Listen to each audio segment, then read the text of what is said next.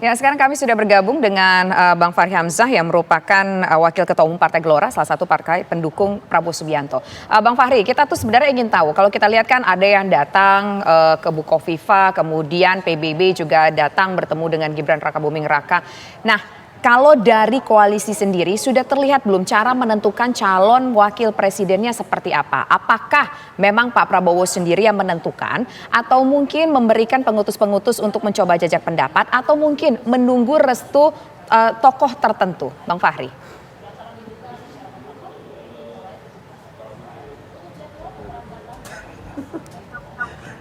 Halo, Bang Fahri? Belum dengar. Bang Fahri? Halo? Halo Bang Fahri. Ini lagi bikin video Mas.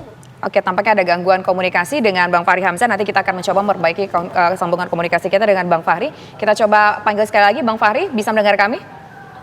Halo Bang Fahri Hamzah. Halo. Bang Fahri, sebetulnya kalau dalam menentukan nama cawapres itu di dalam koalisi seperti apa? Apakah Pak Prabowo sendiri menentukan atau membawa pengutus-pengutus untuk membawa ke tokoh-tokoh tertentu atau mungkin menunggu sinyal dari tokoh tertentu pula?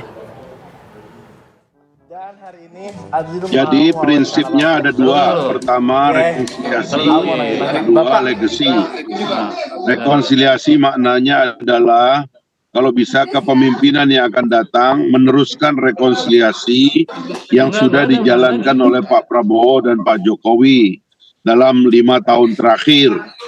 Legasi maknanya adalah kalau bisa kepemimpinan yang akan datang teruskan apa yang sudah baik, yang sudah dijalankan selama 5 tahun oleh kabinet yang di dalamnya ada Pak Prabowo dipimpin oleh Pak Jokowi. Jadi itu prinsipnya, sehingga kepemimpinan yang akan datang itu betul-betul memastikan bahwa kita akan terus bersatu untuk meneruskan pekerjaan-pekerjaan besar negara ini, karena kita tidak sedang dalam dunia yang baik-baik saja. Jadi kita memerlukan persatuan, kita memerlukan rekonsiliasi.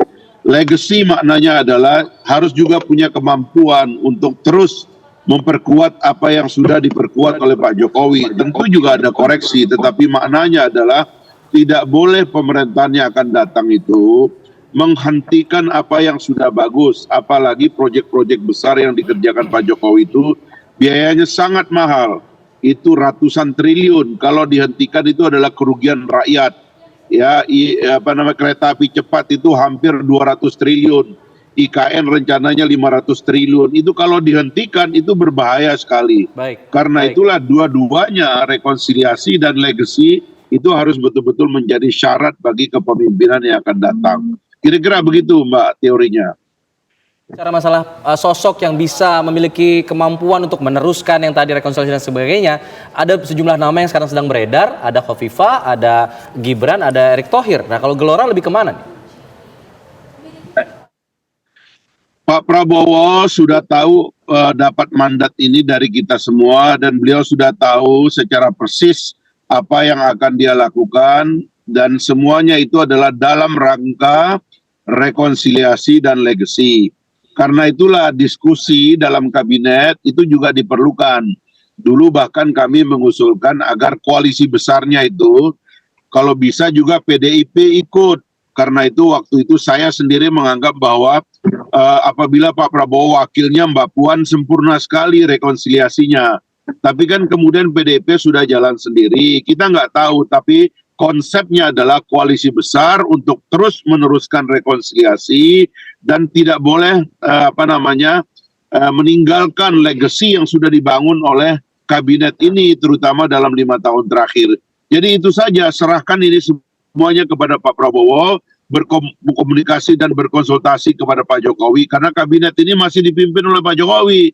Jangan lupa bahwa koalisi itu adalah urusan kabinet juga.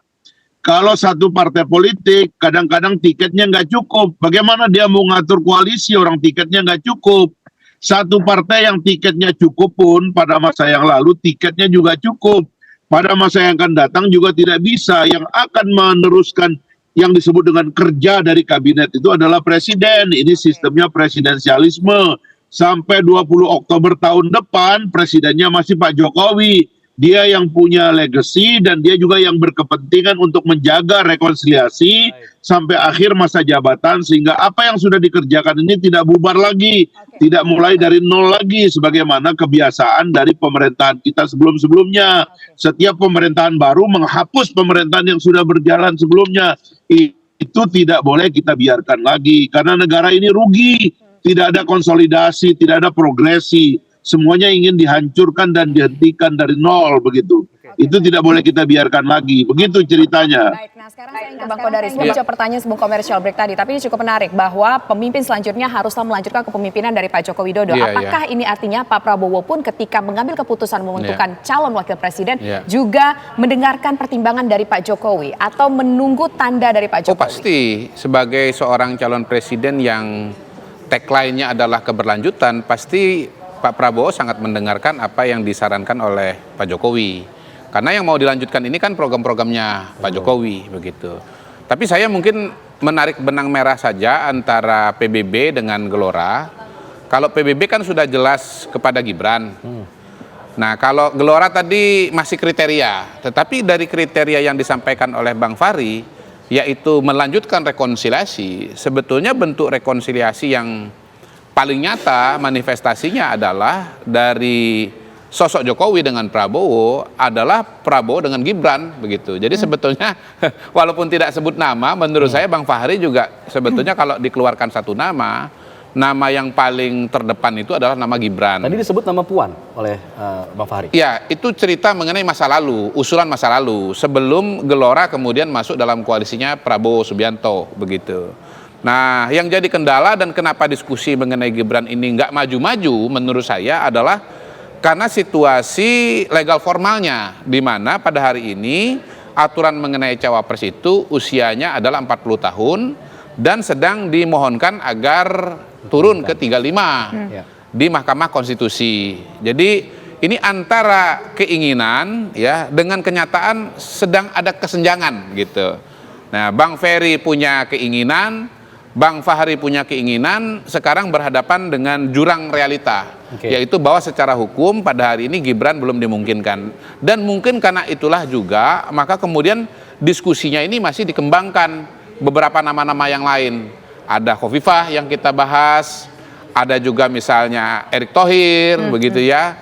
Dari PBB sendiri juga masih mengapungkan nama Yusril, di Golkar juga masih ada nama Airlangga Hartarto, begitu. Karena memang pada hari ini masih menunggu suatu peristiwa politik penting, yaitu keputusan dari Mahkamah Konstitusi. Tetapi kalau misalnya Mahkamah Konstitusi membolehkan, hemat saya Gibran akan menjadi titik temu ya dari semua ide, dari semua gagasan dan dari semua kepentingan yang ada di koalisinya Prabowo Subianto. Baik, Bang Afriansyah, tadi disebutkan ada jurang realita yang saat ini masih harus dihadapi, masih belum ada keputusan MK soal batas bawah usia cawapres. Nah, kalau memang ini tidak terpenuhi, apa yang kemudian akan dilakukan oleh APBB? Akan menerima misalnya Khofifah yang kemudian diajukan namanya? Jadi begini, semua ini kan kembali kepada Pak Prabowo, karena beliaulah yang nanti akan bekerja sama dengan wakil presiden yang akan beliau pilih. Nah, sampai sejauh ini kami Partai Bulan Bintang tentunya masih menyodorkan sosok ketua umum kami yang memang kami anggap mumpuni mendampingi beliau, karena beliau ke depan ini akan menghadapi banyak persoalan hukum, soal-soal ketatanegaraan, sehingga penting sekali untuk menjamin stabilitas politik, juga investasi yang berada di negara kita.